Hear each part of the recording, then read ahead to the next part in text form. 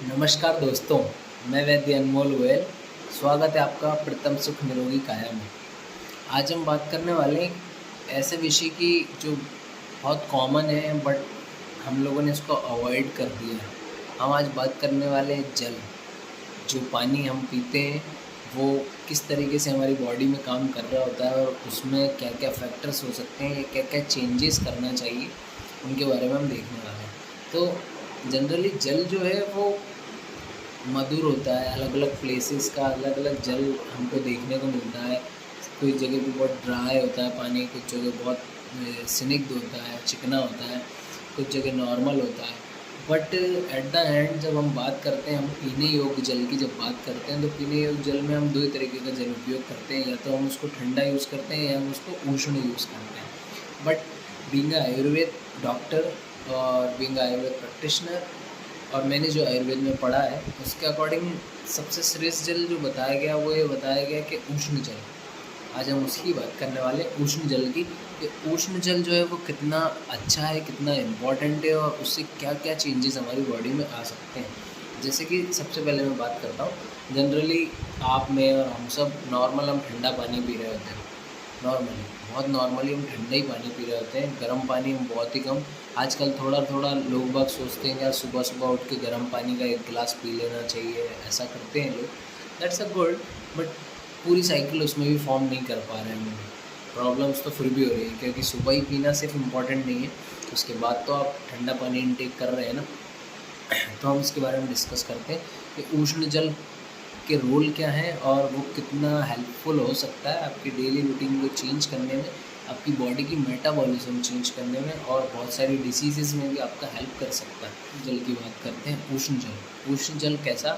जो भी जल है आपने उसको बॉयल किया, बॉयल करने के बाद आपने उसको रख दिया, उसके बाद अब उसकी प्रॉपर्टीज़ में जो चेंज आने वाले ना, हम उनको देखते हैं। एक ठंडे पानी की जो प्रॉपर्टीज़ थी वो गर्म होने के बाद किस तरीके से चेंज होती है वो देखिए। पानी हम बॉयल करते हैं तो उसमें सबसे पहले जो इम्प्योरिटीज़ होती हैं वो ख़त्म हो जाती है आपकी। दूसरी चीज़, जो भी हैवी मिनरल्स उसमें होते हैं वो सब भी उसमें से दूर हो जाते हैं। अब और आगे बात करता हूँ मेन इम्पॉर्टेंट बात पे। तो जब भी पानी को आप बॉयल करेंगे तो उसका क्या होगा, लघु हो जाएगा। वो पानी कैसा होगा, लाइट हो जाएगा। क्यों? क्योंकि उसमें से इम्प्योरिटीज़ कम हो गई, उसमें से मिनरल्स कम हो गए, तो वो पानी लाइट हो जाता है। जब पानी लाइट हो गया तो वो आप जब पिएंगे तो उसका ऑब्वियसली पानी भी तो डाइजेस्ट होता है ना, सिर्फ खाने डाइजेस्ट थोड़ी होता है, पानी को भी तो अपना टाइम लगता है ना डाइजेस्ट होकर बाहर निकलने में।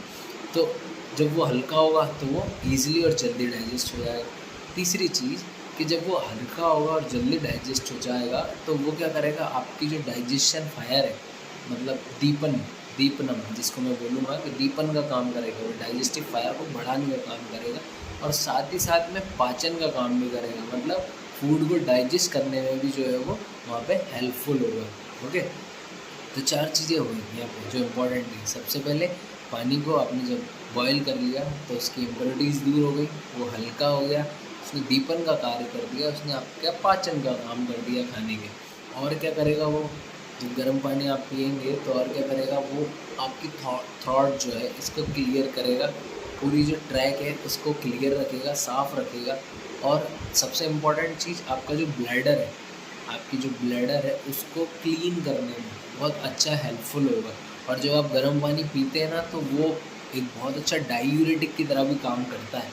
आप यूज़ करके देखें इसको, उससे क्या होगा, आपकी यूरिन फ्लो बहुत अच्छी हो जाएगी, बढ़ जाएगी और क्लियरेंस ऑफ यूरिन आपको फील होगा वहाँ पे।